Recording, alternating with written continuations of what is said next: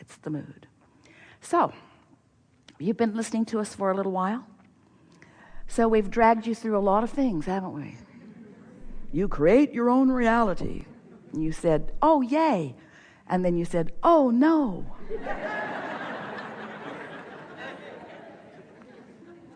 And then you went through that phase where you beat up on yourself because the reality you were creating sucked. And then we began talking to you about, with a stronger emphasis, that you are vibrational beings, which is hard for you to accept at first. It's easy to accept when you're thinking about clarity, but it's harder for you to accept when you're thinking about relationship, isn't it? In other words, clarity is something that you could achieve right now. In fact, don't you feel pretty clear right now just listening to us? We're just really excellent teachers. You do. You are feeling reasonable clarity as a result of this conversation.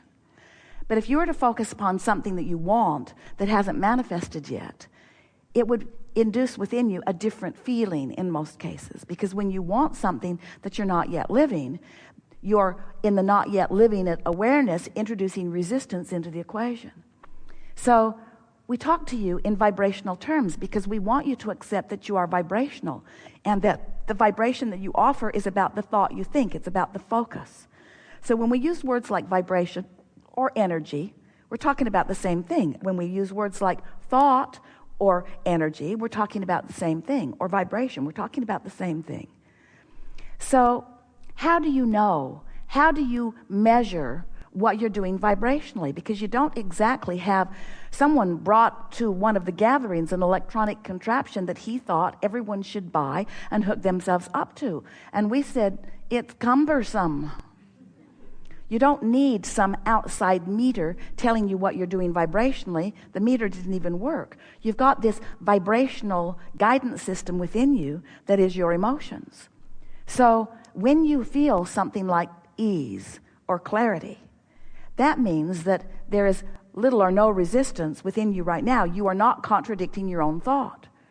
So when you say, I want this, wouldn't it be nice to have such and such? And you just visualize being it or doing it or having it or living it. Wouldn't that be nice? And the idea of it just feels so good to you. And then you say, but, hardly anybody is doing that. You have just introduced unnecessary resistance to the equation. Why would you do that? Because you've been trained to be realist. You've been trained to be objective. You've been trained to weigh the pros and the cons and the pluses and the minuses. And we say, you've done enough of that. You've sifted through enough and put enough in your vibrational reality to keep yourselves busy for 20 or 30 lifetimes.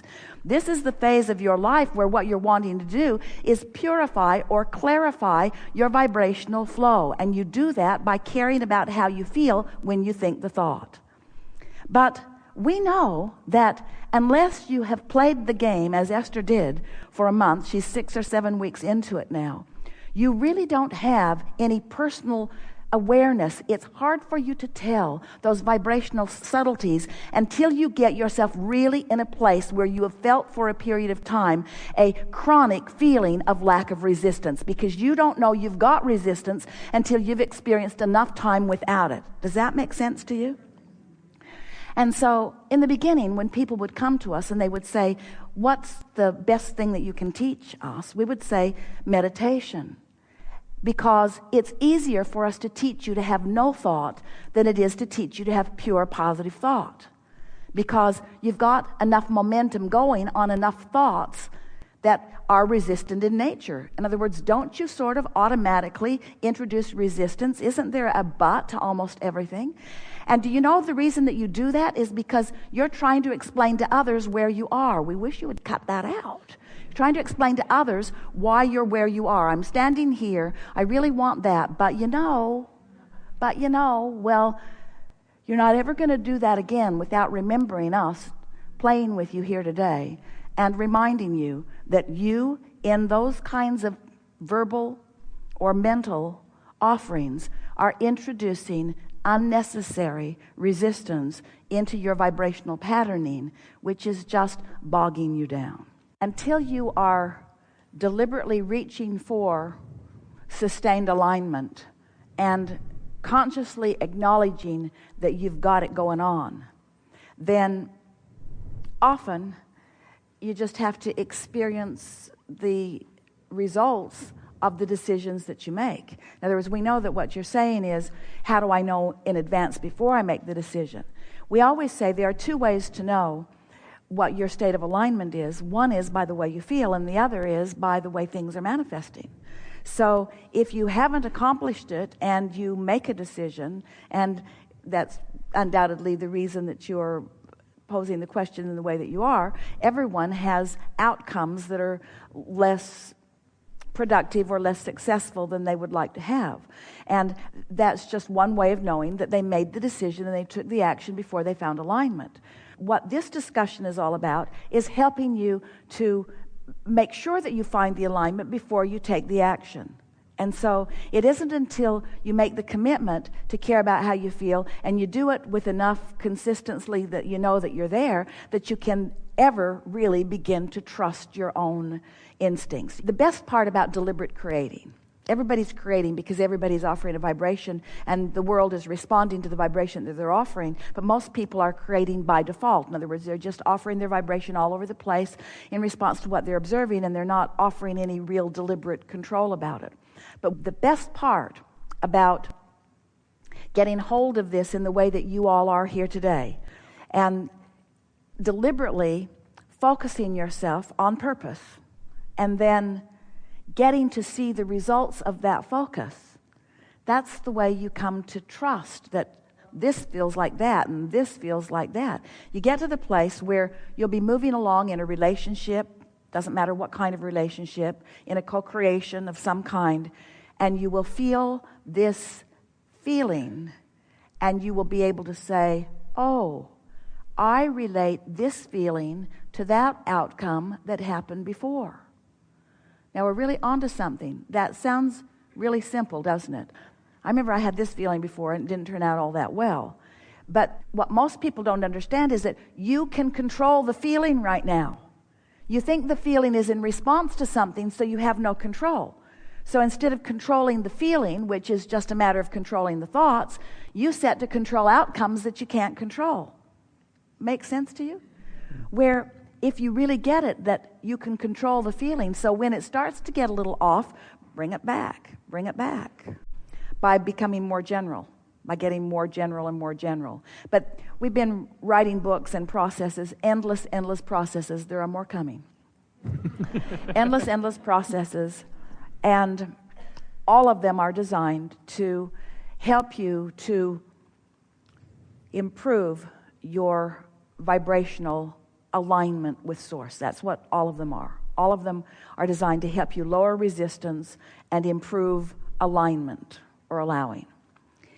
And even as the author of all of those processes, we want to say to you that if we were standing in your physical shoes, we would make a new commitment to ourselves to pay attention to how we feel when we wake up and do our best to sustain it just for a little while and watch the power of that momentum. You woke up in the outer atmosphere and you had 17 seconds to adjust into this atmosphere. And so the next time you wake up cranky, you're going to ask yourself the question, if you've been paying attention at all here today, what could I have done different to improve the way I feel right now? That's why we're saying it takes 30 days. It takes a while to show yourself that you can do it. And in some ways, it would be great fun if we could replicate this exact gathering with these exact people after 30 days of you really doing that, and listen to you revel in amazement at the clarity that you've found and in how this is smoothing out and this is smoothing out and this is smoothing out. Our answer to your question is unsatisfying in the sense that words don't teach, and you just have to monkey around with it till you find your rhythm. That really is the best way of explaining this. But when we teach you how the laws of the universe work, and then you take us at our word and make the effort to apply just a little bit and then get results, the results are what show you. Everything is relational. So there is this version of what you want relative to investments, successful choosing, putting not so much in, getting steady, consistent out. In other words, there's this version of what you want that is out there, and as you question it or doubt it or remember opposite things from happening, then you don't get any momentum going on that version. You get momentum going on the other version. So it really boils down to how much airtime am I giving to the different vibrational realities that are out there. You have all created enough different vibrational realities to keep yourself busy for 20 or 30 lifetimes. The question is, are you going to exercise the control that is available to you through the focus of your own mind to actualize or demonstrate the realities that will be pleasing when they unfold? You see, this is the most exciting conversation that we're about to have. We're just going to enjoy it ourselves before we deliver it to you, and you mess it up with your confusion. But so, there are different vibrational discs. Do you sort of kind of get that? Yes. Feeling really good, feeling really bad, and everything in between. And these discs are your point of attraction. And for sake of simplicity, let's call them your current mood.